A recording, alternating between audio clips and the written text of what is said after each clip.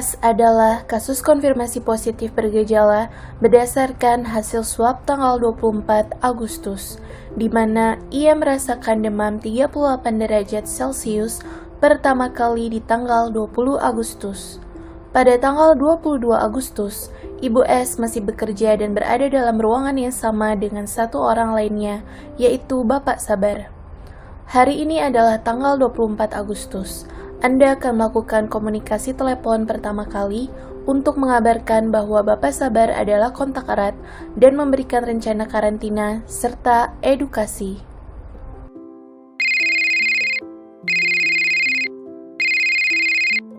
Selamat sore, saya Dwi, petugas pelacak kontak dari Puskesmas Jatiluhur.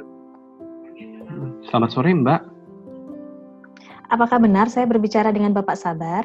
Beralamat di Blok B, RT 3, RW 1, Jatiluhur? Iya benar, Mbak. Saya sendiri. Ada keperluan apa ya? Terus Mbak tahu alamat dan nomor telepon saya dari mana ini, Mbak?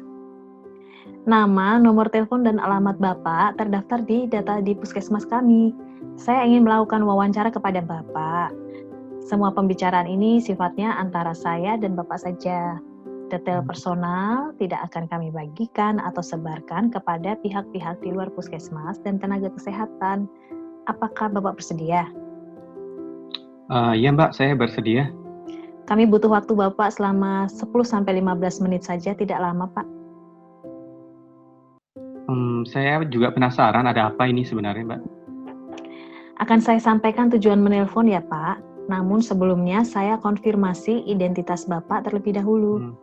Boleh sebutkan tanggal lahir Bapak Sabar?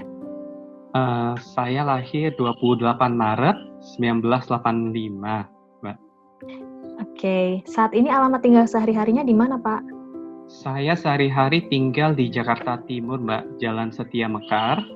Tapi tergantung, kalau weekend saya suka mampir di rumah adik saya di Jatinegara. Baik, terima kasih. Kami ingin memberitahukan Bapak bahwa pada tanggal 22 Agustus, Bapak melakukan kontak erat terakhir dengan salah satu pasien yang positif COVID-19. Namun, mohon maaf, kami tidak dapat menyebutkan nama pasien tersebut. Oleh karena Bapak melakukan kontak, terdapat kemungkinan Bapak tertular. Tentu kami berharap tidak ya, Pak. Namun kami menelpon dengan tujuan menanyakan kondisi Bapak saat ini, memberi instruksi dan saran, serta rencana apa yang harus Bapak lakukan. Waduh, beneran ini, Mbak? Bagaimana ini? Saya jadi panik ya, Mbak. Kira-kira saya positif jadi. Apa yang harus saya lakukan ya, Mbak? Tenang, Pak, tidak perlu khawatir dulu. Belum tentu positif ya. Namun, sebagai langkah pencegahan serta mengetahui apakah muncul gejala-gejala yang mengarah ke COVID-19, maka kami sebagai petugas pelacak kontak dari Puskesmas Jatiluhur berkewajiban memantau kondisi Bapak. Ya, boleh, Bu. Saya masih shock dengar kabar ini. Silahkan, Mbak. Saya coba tenang dulu. Ya, silahkan, saya sudah tenang sekarang, Mbak. Pertama, saya izin melakukan pencatatan identitas dari Bapak. Boleh sebutkan nama lengkap Bapak, tanggal lahir, serta nomor KTP Bapak sesuai yang tercantum di KTP Bapak? Sebentar ya, Mbak. Saya ambil KTP dulu. Nama lengkap saya... Oke, ini KTP-nya. Nama lengkap saya Sabarullah, Mbak. Nomor KTP saya 0020. Saya lahir 28 Maret tahun 1985, Mbak. Baik, Pak. Berdasarkan tanggal lahir tersebut, maka usia Bapak saat ini ialah 35 tahun. Apakah benar? Ya benar, Mbak. Sekitar 35 tahun lah, lebih 5-6 bulan. Pak Sabar, karena kami ingin melakukan pemantauan kondisi Bapak setiap hari melalui telepon, maka saya butuh nomor telepon Bapak yang aktif. Berapa nomor telepon rumah dan telepon genggam Bapak yang dapat kami hubungi? Saya hanya aja nomor telepon HP ini aja, Bu. Ini nomor saya 0813 444 777. Baik, terima kasih Pak.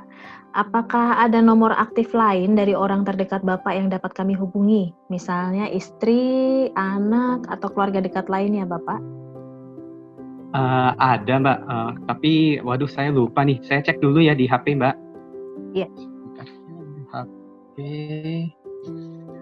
Ini nomor HP adik saya. Kami tidak tinggal serumah. Nomornya 0888, satunya 3 kali, Mbak.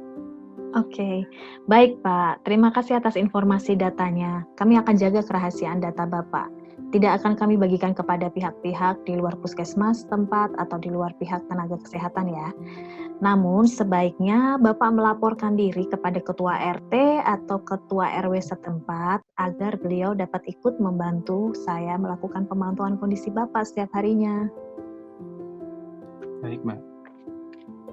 Bagaimana kabar atau kondisi Bapak saat ini? Apakah dari tanggal 22 Agustus sampai dengan hari ini Bapak mengalami gejala-gejala seperti demam, batuk, nyeri tenggorokan, sesak nafas, letih, atau keluhan lainnya?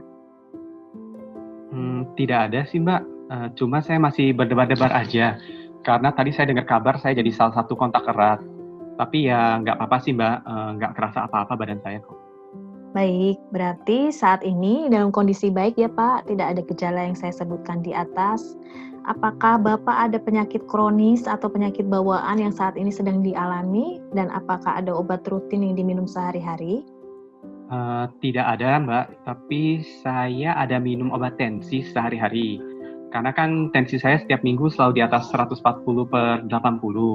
Kata dokter, mungkin kecapean jualan. Soalnya saya kalau dagangan sampai malam hari kadang-kadang, Mbak. Baik, saya ulang lagi informasi-informasi yang sudah Bapak berikan ya Pak. Jadi Bapak dalam kondisi baik, tanpa gejala, sejak melakukan kontak dengan pasien positif, Bapak memiliki riwayat darah tinggi terkontrol dan minum obat setiap hari. Berdasarkan keterangan Bapak, status Bapak termasuk ke dalam kontak erat tanpa ada gejala ya Pak? Ya, Mbak. Jadi, Pak, seperti yang saya sampaikan di awal, bahwa Bapak ada riwayat kontak sehingga ada kemungkinan tertular coronavirus. Maka, Bapak harus melakukan karantina mandiri, dimulai dari Bapak pertama kali kontak, yaitu tanggal 22 Agustus, sampai 14 hari setelahnya, yaitu tanggal 5 September, sesuai dengan masa inkubasi penyakit COVID-19 ya, Pak. Karantina mandiri itu adalah membatasi pergerakan Bapak dengan tetap tinggal di rumah, selalu menggunakan masker selama di rumah, jika memungkinkan tidur di ruangan terpisah, atau jika tidak mungkin jarak tempat tidur adalah minimal 1 meter. Menggunakan alat makan yang terpisah dan memantau kondisi harian Bapak. Karantina mandiri ini penting sekali Pak. Tujuannya ialah membantu kami memantau kondisi kesehatan Bapak, memberi saran atau rujukan yang sesuai dengan kondisi Bapak jika diperlukan, serta menjaga supaya orang-orang di sekitar Bapak tidak tertular. Kami akan melakukan pemantauan setiap hari dengan menelpon nomor yang sudah Bapak berikan. Dan jika diperlukan, kami dan petugas puskesmas akan mengunjungi kediaman Bapak. Apakah Bapak bersedia? Iya, Mbak. Saya sih mau-mau aja ya, Mbak. Dan kira-kira akan melakukan karantina mandiri di mana, Pak? Saya karantina di rumah saya saja di sini. Lebih nyaman rasanya.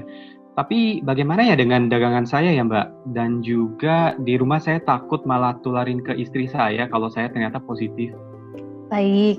Boleh tahu Bapak saat ini tinggal dengan siapa saja Pak di rumah dan apakah mempunyai kamar yang cukup jika harus terpisah, serta apakah ada termometer di rumah? Kita rekomendasikan Bapak cek suhu badan dengan termometer setiap harinya, pagi dan sore. Ada, Mbak. Sepertinya termometer ini nanti saya cek deh, Mbak. Saya sekarang tinggal dengan istri. Istri sih ibu rumah tangga full, jarang keluar rumah juga, jaga rumah full lah. Kalau harus tidur terpisah ya ada kamarnya satu lagi sih, Mbak. Baik Pak, dalam menjalankan karantina mandiri ini kira-kira tantangan atau kesulitan apa yang akan Bapak hadapi? Adakah seseorang yang dapat mengantarkan makanan ke Bapak? Karena Bapak kan tidak boleh membeli bahan makanan atau makanan keluar ya Pak. Serta apakah Bapak ada cukup masker? Iya, mungkin saya minta tolong adik saya ya, Mbak, untuk nganterin makanan. Kalau masker sih ada, tapi yang kain. Kesulitan lain kayaknya nggak ada deh untuk kesulitan lain. Mungkin nanti saya akan ngerasa bosan aja kalau di rumah aja, Mbak. Baik Pak, sudah siap untuk karantina ya Bapak Sabar? Saya akan jelaskan mengenai cara melakukan karantina mandiri di rumah. Silahkan jika Bapak ingin mencatat di kertas. Oke, sebentar ya Mbak. Aku ambil pulpen dan kertas dulu ya Mbak. Ya. Oke, sudah siap Mbak. Silakan dilanjutkan Mbak. Baik, yang harus Bapak lakukan selama karantina mandiri adalah jangan keluar rumah sama sekali. Jaga jarak minimal 1 meter dari orang lain, serta tinggal di kamar terpisah atau tidur terpisah dengan orang serumah. Selalu menggunakan masker, selalu mencuci tangan dengan air dan sabun atau hand sanitizer berbasis alkohol. Memakai alat makan, minum, dan mandi terpisah dari orang serumah. Rutin membersihkan semua permukaan perabotan di rumah dengan sabun atau deterjen atau cairan pembersih terutama perabotan yang sering Bapak pegang, misalnya gagang pintu. Cuci baju juga terpisah ya Pak, dimasukkan ke dalam plastik dan dicuci terpisah dari anggota keluarga lain. Begitu juga dengan sampah rumah tangga bekas makan di plastik terpisah. Jika muncul gejala, baik itu demam, batuk, pilek, nyeri tenggorokan, dan lainnya, silahkan hubungi puskesmas tempat ya Pak. Atau jika tidak gawat, dapat melaporkannya kepada kami saat kami menelpon kembali di hari tersebut. Dan paling terpenting, Bapak harus makan makanan yang sehat, bergizi, bersih, dan harus teratur. Banyak makan buah dan sayuran, serta multivitamin mengandung vitamin C. Serta tidur cukup dan hindari cemas, stres, atau khawatir berlebih ya. Iya Mbak. Apakah istri saya juga harus dikarantina Mbak? Ya Pak, semua yang tinggal serumah dengan kontak erat Bapak Sabar harus melakukan karantina mandiri juga dengan langkah-langkah yang sama seperti yang saya sebutkan sebelumnya. Baik Mbak. Sebelum kita mengakhiri telepon ini, ada pertanyaan nggak Pak? Ada Mbak, satu pertanyaan saya. Jadi kapan ya Mbak saya kira-kira harus ke rumah sakit? Dan saya penasaran Mbak, kenapa sih saya nggak disaranin buat swab?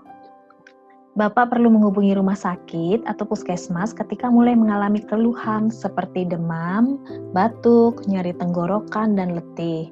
Apabila terdapat gejala gawat, misalnya demam di atas 38 derajat disertai menggigil dan sesak nafas, yang tentu kita harapkan tidak terjadi ya Pak ya, itu segera hubungi fasilitas pelayanan kesehatan terdekat atau meminta panduan kepada ketua RT atau RW. Itulah pentingnya melaporkan diri kepada tokoh masyarakat setempat bahwa Bapak saat ini sedang diwajibkan karantina mandiri. Dan untuk kontak erat yang tidak bergejala seperti Bapak, tidak perlu dilakukan pemeriksaan swab berdasarkan panduan nasional terbaru. Akan tetapi, jika Bapak muncul salah satu gejala mengarah ke COVID-19, maka kami akan merujuk Bapak untuk dilakukan tes swab atau PCR. Apakah sudah jelas? Ada lagi yang ingin ditanyakan Bapak Sabar? Saat ini cukup Mbak. Saya akan kabari adik saya serta ketua RT setelah ini ya Mbak. Semoga saya nggak apa-apa deh Mbak.